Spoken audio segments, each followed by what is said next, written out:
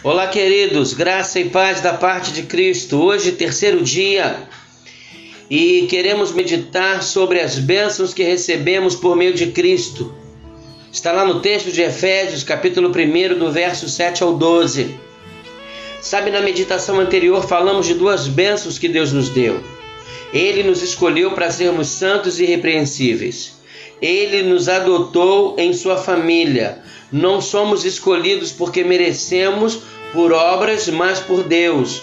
Por sua vontade própria, Ele escolheu nos amar, escolheu nos abençoar e nos adotar como filhos para vivermos como luz neste mundo.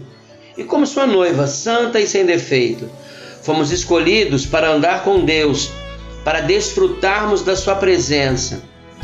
Mas essa escolha está atrelada diretamente a Jesus Cristo, pois se não o aceitarmos e o recebermos em nosso coração, não teremos o direito dessas bênçãos.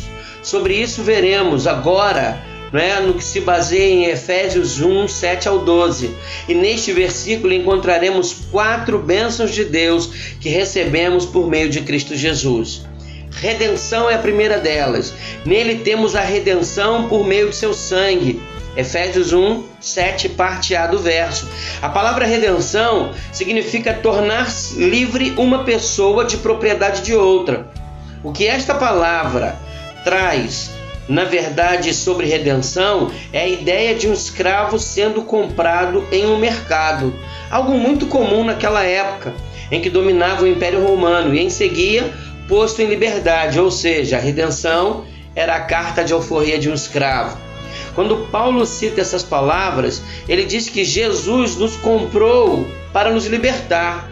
O preço da redenção foi o seu sangue derramado na cruz. Paulo cita lá na carta aos Romanos, capítulo 8, versos 1 e 2, quando diz: portanto, agora já não há condenação para os que estão em Cristo Jesus. Por meio de Cristo Jesus, a lei do Espírito e vida me libertou da lei do pecado e da morte. E também em Colossenses, capítulo 1, versos 13 e 14, ele diz o seguinte: pois ele nos resgatou do domínio das trevas e nos transportou para o reino do seu Filho amado, em quem temos redenção, a saber, o perdão dos pecados. Isso quer dizer que Jesus pagou com sua vida a nossa liberdade.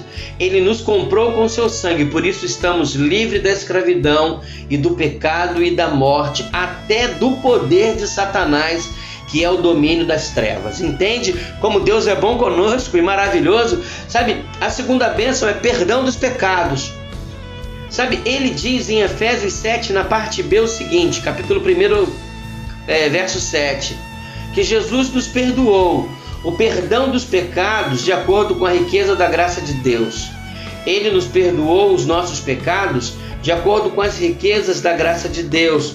Quando Paulo fala que Jesus nos perdoou, ele está dizendo que Jesus levou embora os nossos pecados para que nunca mais sejam vistos. Lá em Colossenses 2, 13 e 14, Paulo escreve: quando vocês estavam mortos em pecado e na incircuncisão da sua carne, Deus os vivificou em Cristo.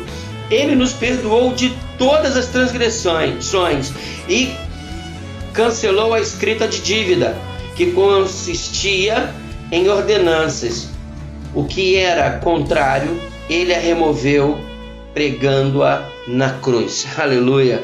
Sabe, o perdão dos nossos pecados nos garante que não há mais acusação registrada contra nós. Ele removeu tudo na cruz do Calvário. Sabe como Jesus é bom? Eu destaco aqui o que está por trás do perdão de Jesus, que é o ato de ser levado. O povo judeu tinha um exemplo claro desta realidade a cada ano. Sabe, o sacerdote fazia um sacrifício pelo pecado do povo no dia da expiação, e naquele dia 2 cordeiros sem mancha eram apresentados no altar, um para ser sacrificado e o sangue espargido sobre o altar. Em seguida, o sacerdote colocava a mão sobre outro cordeiro e o cortava, colocando parte dele no altar para simbolizar os pecados do povo. Podemos chamar isso de bode expiatório. Depois de queimado, o cordeiro era levado para fora, para o deserto, carregando consigo os pecados do povo.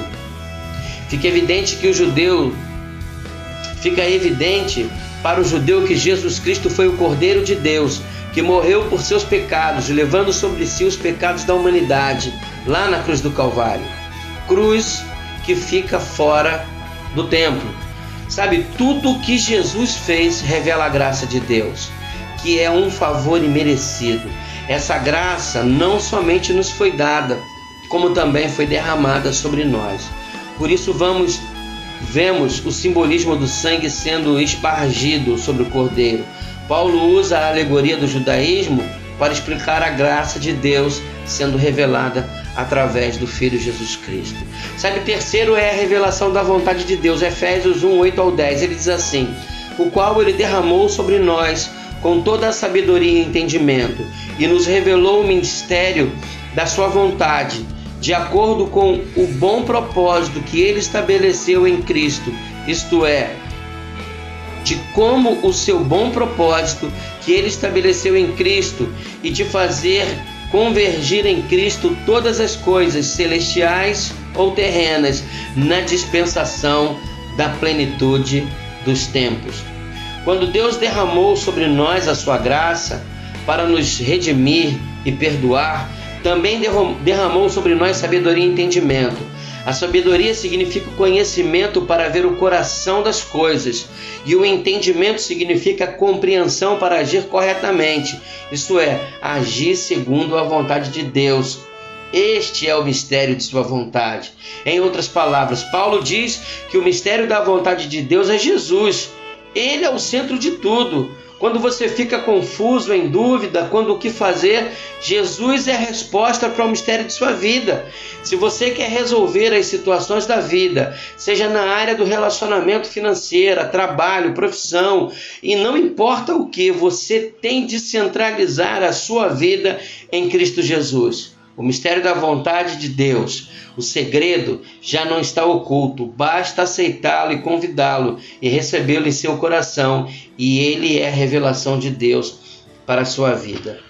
Sabe, o versículo 10 diz que Deus estabeleceu em Cristo o propósito de fazer convergir todas as coisas celestiais ou terrenas.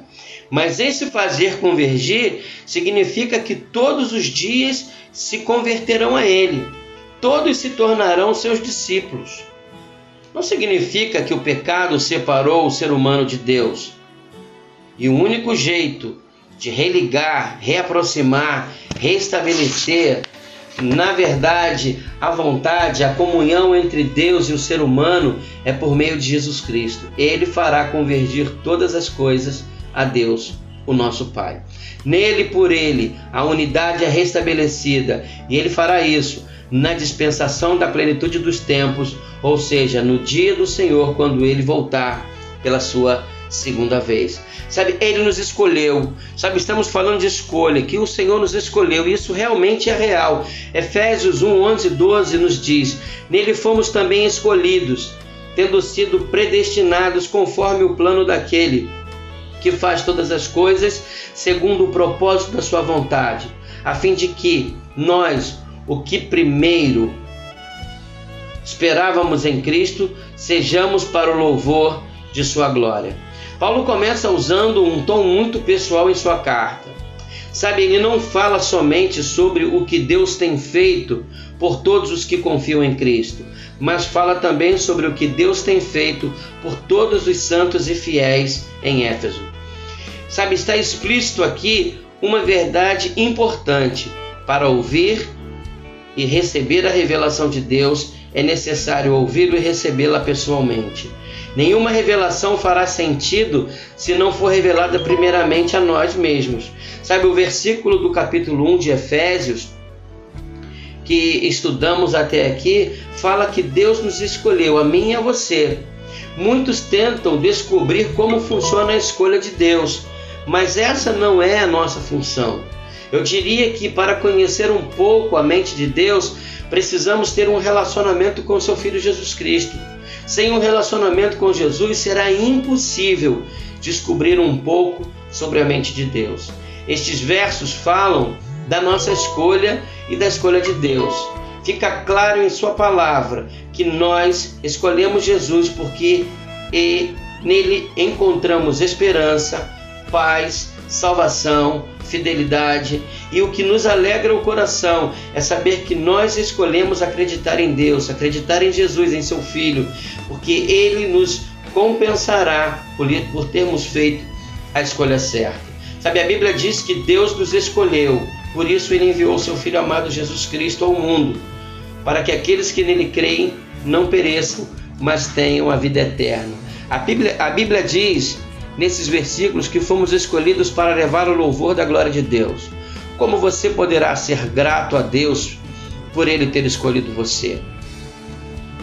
Que presente você poderia dar a Deus, que é dono de tudo? Eu diria que o seu amor a Ele, porque tudo começou com Deus escolhendo amar você. Sabe, eu queria deixar 3 perguntinhas para você fazer a sua reflexão.